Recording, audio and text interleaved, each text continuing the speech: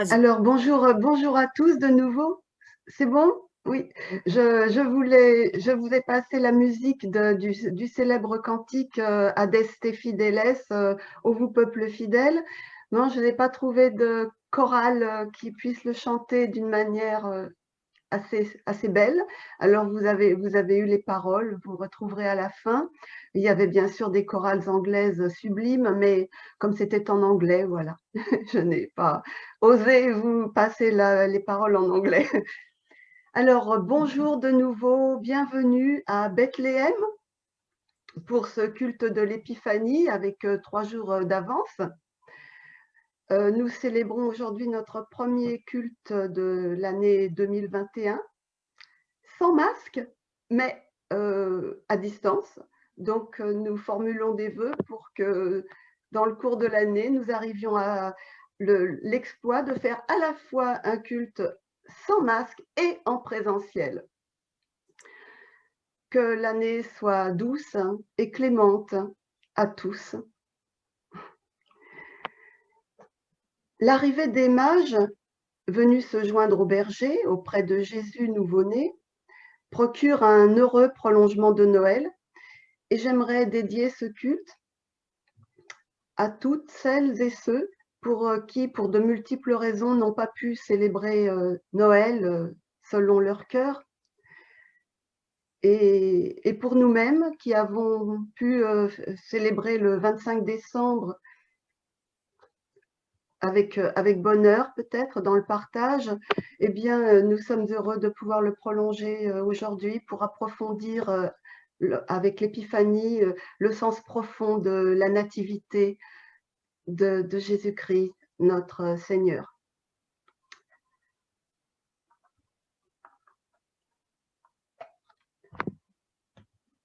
Cette épiphanie nous montre toute la tendresse de Dieu envers l'humanité, car Dieu ne fait pas que fulminer des remontrances, comme beaucoup le croient encore.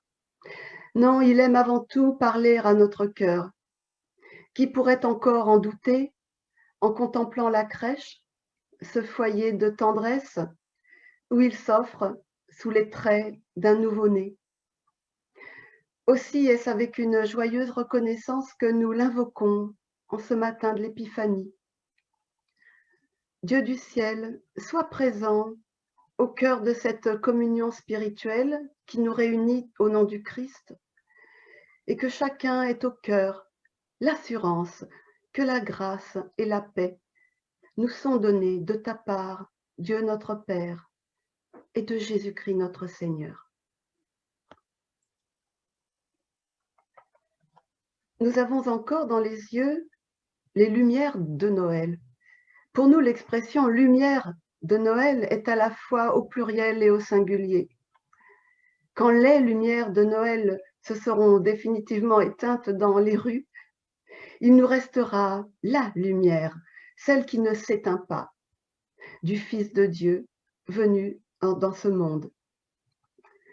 En laissant derrière nous le temps de Noël, nous ne regagnerons pas l'obscurité, mais au contraire, nous demeurerons dans une lumière spirituelle, plus pure et essentielle, celle qui n'éclaire pas seulement nos yeux corporels, mais notre regard intérieur.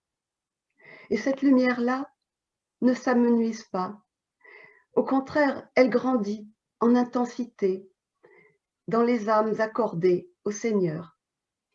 Et elle s'étend à toutes les nations. Telle fut l'expérience des rois mages dont nous célébrons aujourd'hui l'arrivée à Bethléem. Et Ésaïe nous fait entendre la parole que Dieu adresse à son serviteur. Ésaïe 49, les versets 5, 6 et 7 surtout. Maintenant l'Éternel parle, il dit: c'est peu que tu sois mon serviteur pour relever les tribus de Jacob et pour ramener les restes d'Israël. Je t'établis pour être la lumière des nations, pour porter mon salut jusqu'aux extrémités de la terre. Ainsi parle l'Éternel, le Rédempteur, le Saint d'Israël, à celui qui te méprise, à celui qui est en or, pardon, s'était caché, à celui qu'on méprise, à celui qui est en horreur au peuple, à l'esclave des puissants. Des rois le verront, et ils se lèveront, des princes, et ils se prosterneront, à cause de l'Éternel, qui est fidèle, du Saint d'Israël, qui t'a choisi. Nous allons maintenant chanter avec le chœur de la radio suisse romande, Voici l'étoile du matin, la première strophe.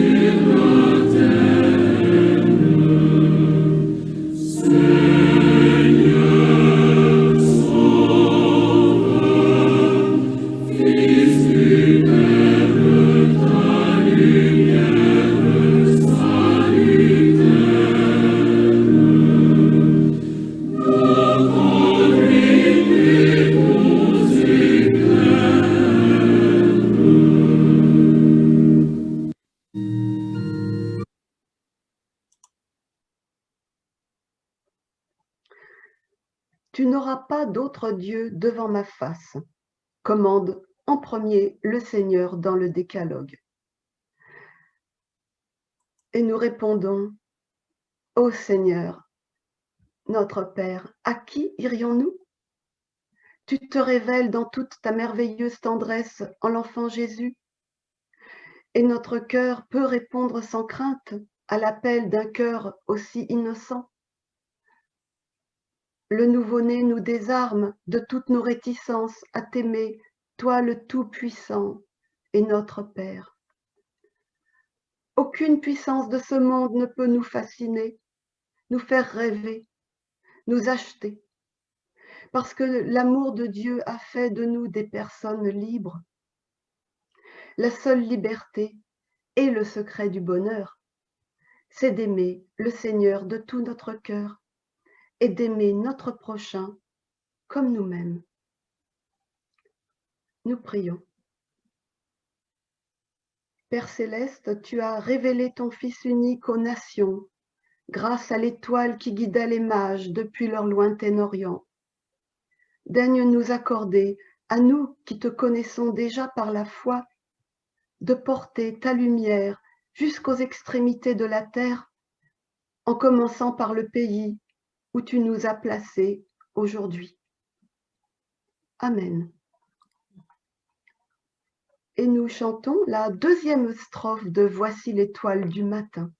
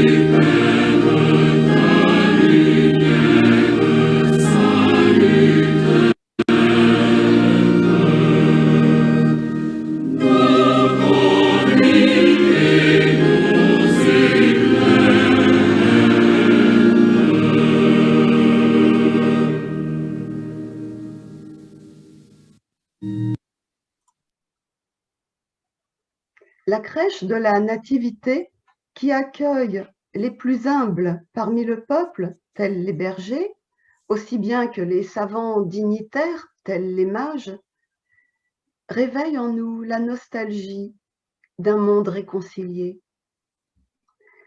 Mais autant nous sommes désireux d'avoir, nous aussi, cette fraîcheur d'âme, cette innocence du cœur, cette généreuse spontanéité auquel nous invite Dieu dans l'enfant Jésus, autant nous nous savons encore loin du compte. C'est pourquoi nous nous tournons vers toi, Père céleste, dans la repentance. Veuille accepter l'offrande que nous déposons ce matin au pied de l'enfant Jésus. Oui, tous nos trésors, comme les mages, l'or de nos désirs purifiés, l'encens de notre prière et la myrrhe de notre adoration. Devant ta parole, assumant le visage de la vie naissante, nous comprenons que tu veux revivifier notre existence, renouveler notre cœur, nous transformer pour atteindre à la ressemblance du Christ, sans qui nous ne pouvons rien faire. Amen.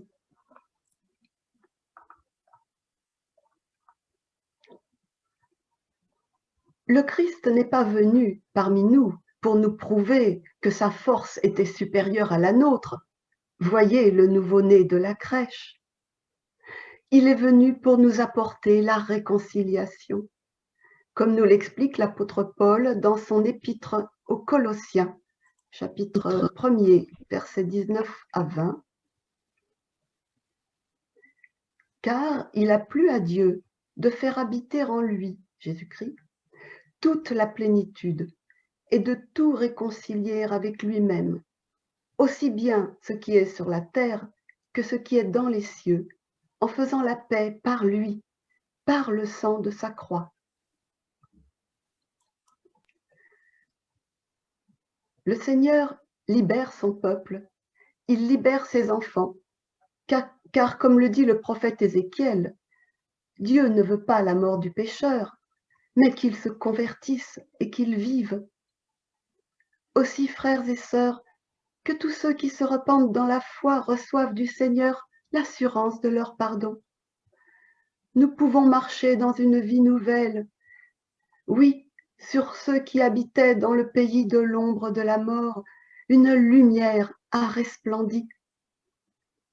Je vous invite à la prière de reconnaissance. Seigneur Dieu, tu nous montres en Jésus l'homme nouveau que nous sommes appelés à devenir. Aide-nous à recevoir profondément ce message libérateur. Il n'y a pas d'état si dégradé de notre existence dont nous ne puissions nous relever. Car sous ton regard de Père aimant, nous sommes passés en Christ, notre Rédempteur, de la mort à la vie. Grâce te soit rendue. Amen.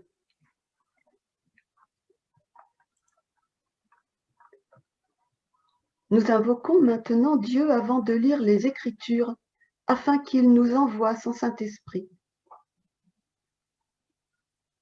Dieu du ciel, envoie-nous ton Esprit au nom du Christ, et qu'il éclaire notre progression dans l'Écriture sainte, comme il a éclairé la route des mages jusqu'à Bethléem. Amen.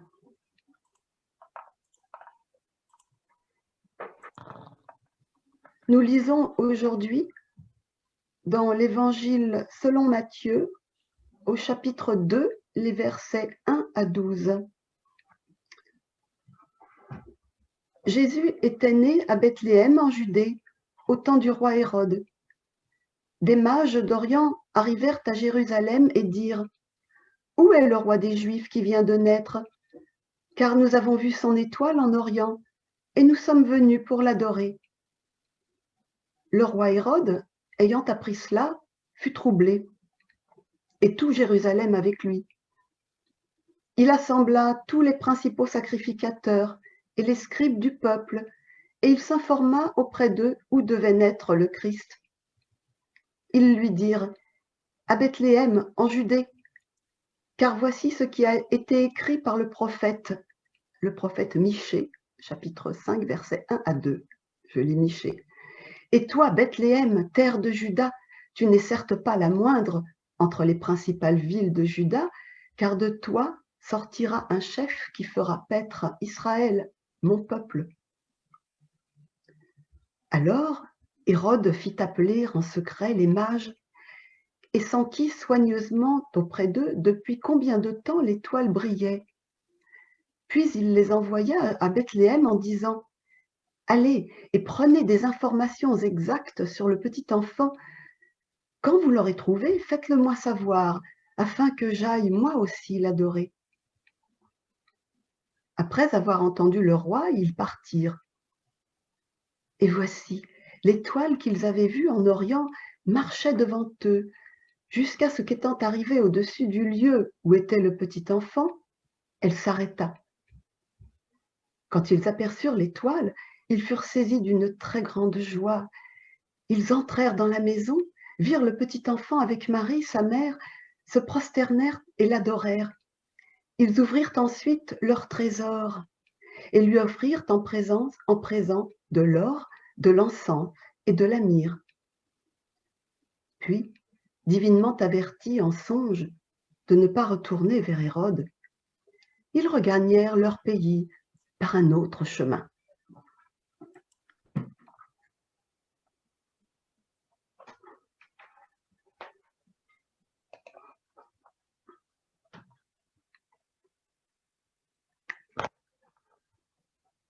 En annonçant aux bergers et aux mages la nativité du Messie, l'Éternel savait que son message serait entendu. Les bergers et les mages, ce n'est pas parce qu'ils passaient là par hasard que le Seigneur leur annonça la nouvelle. Au premier par ses anges, au second par une étoile insolite. Non, ce ne fut pas par hasard. L'Éternel choisit soigneusement ses destinataires. Il choisit bien, puisque tant les premiers que les seconds se mirent en route vers Bethléem, et en voyant le nouveau-né, ils surent qu'ils étaient arrivés à destination, et ils crurent.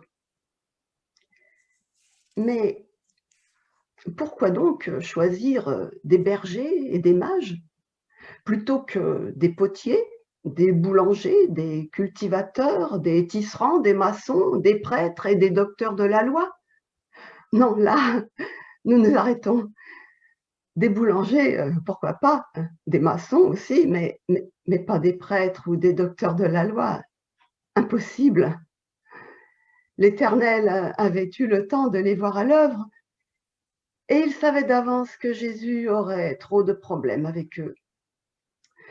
Revenons à la question. Qu'est-ce que les bergers et les mages avaient de plus que les autres, les potiers, les meuniers, les maçons, etc.? C'est quand même une vraie question, n'est-ce pas? Eh bien, pour les bergers, à la survie précaire, ils avaient surtout moins que les autres. Ces gens avaient mauvaise réputation en Israël. À l'opposé de cela, les mages, c'est sûr, avaient plus que tout le monde. Ils apportent dans leur bagage de l'or, de l'encens et de la myrrhe. C'étaient des astrologues. Et l'on sait qu'en Babylonie, en Chaldée ou en Égypte, ils formaient une caste sacerdotale. Mais ces dignitaires religieux étaient étrangers, ce qui les rapproche d'une certaine façon des bergers que l'on disait sans feu ni lieu. Ce n'était pas faux. Et de surcroît, plus qu'à moitié païens. Ce n'était pas faux non plus. Autre point commun avec les mages astrologues, qui, païens, l'étaient totalement. Donc, Dieu choisit des hommes extérieurs à la nation établie, par-delà leur considérable disparité de fortune et de statut. Ces deux groupes antithétiques, opposés, prennent sens l'un par rapport à l'autre.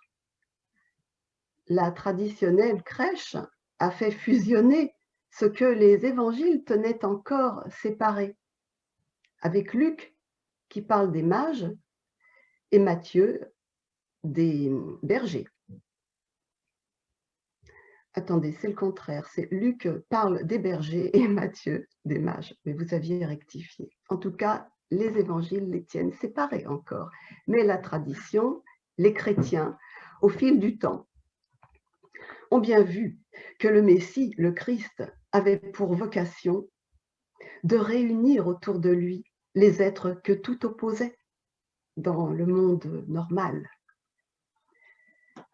Ils ont un autre point commun que je voudrais faire ressortir aujourd'hui. Le récit de Matthieu communique un symbole puissant avec ces mages qui, en laissant derrière eux leur sécurité, entreprennent un voyage long et forcément périlleux, dans lequel ils sont amenés, comme les bergers, à dormir eux aussi à la belle étoile, c'est le cas de le dire. Ce choix de partir si loin de leur base les rapproche là aussi des bergers. Les bergers étaient voués à ne jamais faire souche nulle part, et les mages s'étaient lancés au devant du danger, dans l'inconnu de routes incertaines. Les uns et les autres cheminaient sur la terre, les bergers en quête de leur survie, les mages en quête du sens de la vie. Les bergers d'un côté, les mages de l'autre, tous avaient leurs raisons pour être exposés aux éléments et aux mauvaises rencontres, pour être privés de la protection d'un toit. Les premiers parce qu'ils suivaient leurs bêtes, les seconds parce qu'ils suivaient leur étoile. En leur désignant une destination, Bethléem, et une raison de s'y rendre, la naissance du Messie d'Israël, le Seigneur aurait pu se heurter à un refus. Désolé, mais nous suivons nos bêtes. Désolé, mais nous sommes occupés à déchiffrer le ciel. Mais l'Éternel va au plus profond des cœurs. Les contraintes de la réalité, préserver le troupeau, la curiosité de l'esprit, percer les secrets de l'univers, n'opposèrent aucune résistance à la parole des anges pour les uns, à l'étoile lumineuse pour les autres, qui leur désignait un lieu où se rendre, toutes affaires cessantes. C'est comme si l'Éternel pointait sur l'immense carte du monde terrestre pour les bergers et l'immense carte du ciel pour les mages, la gare du terminus de leur périple. Enfin, le lieu de leur repos, de leur vraie maison. Le Seigneur savait qu'ils avaient étouffé sous leur vie semi-nomade pour les bergers, sous leur quête insatiable de savoir pour les mages, le désir le plus profond de tout être, qui est de trouver le lieu qu'il appellera enfin son havre de paix, son foyer, sa maison où il trouvera le repos du corps et de l'esprit. À cet égard, il y a ceux qui, aujourd'hui même, pour beaucoup de raisons, n'ont plus ou pas de maison. Et puis à l'inverse, il y a ceux qui ont un domicile, un chez-soi, parfois même ce qu'on appelle une maison de maître, un domaine, nom dérivé du latin dominus, le maître. Ah, c'est un avantage pour la vie terrestre, mais ce n'en est pas forcément un pour la vie spirituelle. Ainsi, les mages ne s'en satisfirent point d'avoir un domaine. Celui qui domine en son domaine, le maître, n'a pas vraiment de raison de répondre à l'appel de l'ange ou d'une étoile insolite dans la nuit froide de la Palestine ou de tout autre lieu de notre terre. Merci, mais j'ai déjà ce qu'il me faut. Tandis que celui qui n'est qu'un subordonné, un subalterne sans domaine propre, comprend tout de suite que Dieu veut l'amener à bon port, là où il fait bon, là où règne le foyer de lumière et de chaleur, son Fils, l'enfant Jésus. Mais il advint que ceux qui n'avaient pas de domaine, même pas de maison, et ceux qui avaient quitté le leur de domaine, se virent désigner le lieu matriciel de leur vie renouvelée, l'étable de la nativité du Sauveur à Bethléem, ville de David. L'enseignement est transparent, que ceux qui ont une maison, et plus encore ceux qui l'ont très belle, la regardent comme moindre que l'étable de Bethléem, nous dit l'Évangile. Car comment pourrait-il sinon entreprendre le grand voyage vers la crèche du Messie? Et réciproquement, que ceux qui n'ont pas ou plus de maison lèvent seulement les yeux vers le ciel, d'où l'ange du Seigneur les convoque à se mettre en route vers celle qu'il a préparée pour eux et où les attend son Fils bien-aimé. À tous, cette grande nouvelle est annoncée. Le Seigneur a fait sa propre demeure sur terre. Il a fait avec la crèche de Bethléem une maison où l'humanité, nous tous, harassés de pressions extérieures et de combats intimes, se retrouve en trouvant son sauveur, l'enfant Jésus couché sur la paille. Et je voulais en venir à ceci, qui sera mon message final. Avec la crèche de Bethléem, la terre a déjà commencé à être une extension du ciel, un territoire d'outre-ciel, pourrait-on dire, comme on parle des territoires français d'outre-mer. Par exemple, à Tahiti, ou en Nouvelle-Calédonie, ou en d'autres lieux magnifiques du globe terrestre, vous vous croyez très loin de la France, et pourtant, vous êtes bien en France. Salut, chers compatriotes des antipodes! Ainsi, à l'étable de Bethléem, toute l'humanité, vous et moi, en voyant cette humilité, ce sol de terre, cette mangeoire pour les bêtes en guise de berceau, pourrait se croire encore à des années-lumière du royaume des cieux que l'on imagine tapissé de soie. Et pourtant non. Cette crèche de la nativité où nous sommes convoqués au soir de notre rude journée, c'est bien déjà le royaume de Dieu, son territoire d'outre-ciel et notre maison où nous sommes chez nous, chez où il est, chez lui, chez nous. Amen.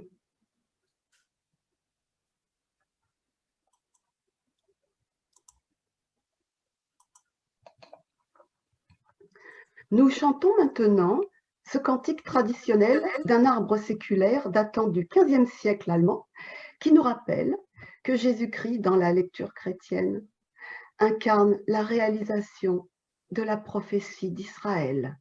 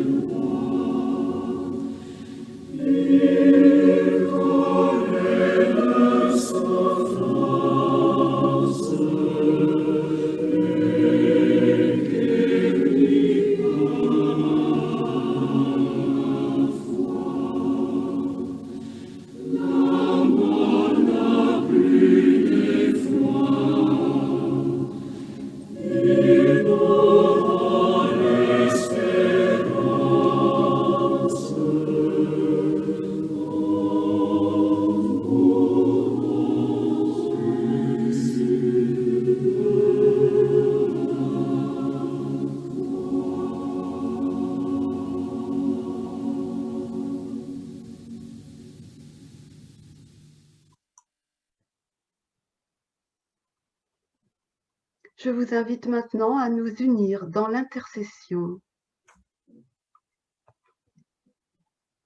Dans plusieurs pays, dont l'Espagne toute proche, ce n'est pas à Noël que les enfants reçoivent leurs étrennes, mais aujourd'hui, car ce sont les rois mages qui les leur apportent. Dans cette suite d'idées, je voudrais commencer cette intercession en confiant à Dieu les enfants, ceux qui sont près de nous, mais aussi tous les enfants du monde. Seigneur, par les anges que tu leur envoies et qui ont besoin, Seigneur, rends-toi proche des enfants par les anges. Nous t'en prions, apporte protection et réassurance à ceux qui ont peur, nourriture et instruction à ceux qui en manquent. Et puis nous prions pour que tu fasses ce miracle de faire venir une bonne fée pour se pencher sur le berceau de tous les nouveau-nés de la terre. Nous te prions pour tous ceux qui, enfants hier et presque encore adolescents, se sont égarés dans les voies de la haine et de la violence. Toi qui as envoyé au monde le prince de la paix, accomplis ce miracle de transformer les cœurs et que les humains soient réconciliés par ta grâce. En second lieu, l'humilité du refuge, une étable dans laquelle Jésus vint au monde, mais aussi l'existence itinérante et précaire des bergers, mais aussi le long voyage courageux des mages sur des routes incertaines. Tout cet ensemble nous évoque la fragilité de l'existence, la vulnérabilité humaine que beaucoup de nos semblables subissent aujourd'hui encore de plein fouet. Alors Seigneur, nous t'en prions, allume partout dans le monde des lumières d'intelligence et de cœur pour que chaque personne sur cette terre ait droit à sa maison et à sa paix.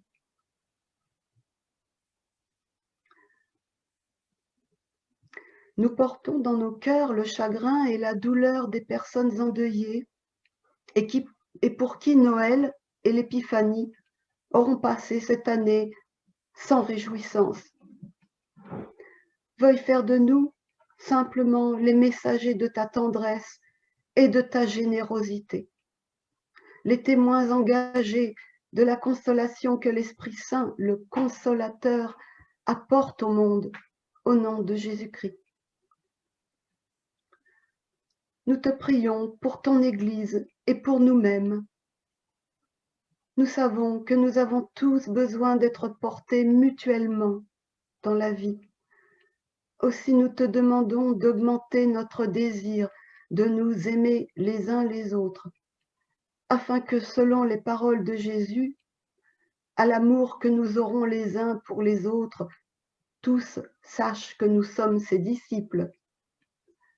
Alors ton Église sera un phare vers lequel celles et ceux qui se sentent seuls et qui sont dans le froid dirigeront leurs pas avec confiance. Enfin, Seigneur, fais grâce aussi à notre fragilité, à notre désir de bonheur, Protège tous ceux que nous aimons et que ta providence veille sur leur vie et notre vie.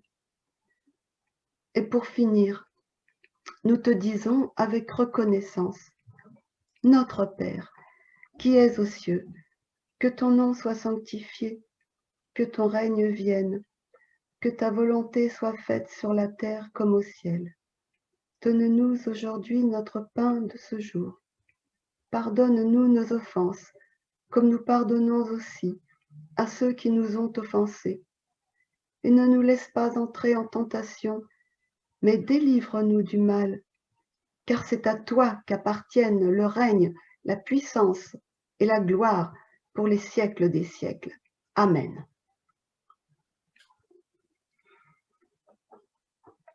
Pour notre exhortation, je vous lis dans la première épître de Jean, au chapitre 1, les versets 1, 2 et 4. Ce qui était dès le commencement, ce que nous avons entendu, ce que nous avons vu de nos yeux, ce que nous avons contemplé et que nos mains ont touché, concernant la parole de la vie, nous vous l'annonçons. La vie, en effet, s'est manifestée, nous l'avons vue, nous en sommes témoins, et nous vous l'annonçons, cette vie éternelle qui était auprès du Père et qui s'est manifestée à nous. Et nous vous écrivons cela afin que votre joie soit complète.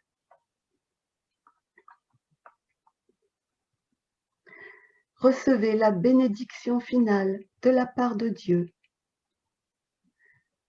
Que l'Éternel vous bénisse et vous garde, qu'il fasse briller sa face sur vous et vous accorde sa grâce. Au nom du Père, du Fils et du Saint-Esprit. Amen. Chers amis, frères et sœurs, je vous laisse avec la musique du célèbre cantique de circonstance, Adeste Fideles, au peuple fidèle, dont vous pourrez entonner les paroles qui s'affichent pour terminer ce culte de l'Épiphanie.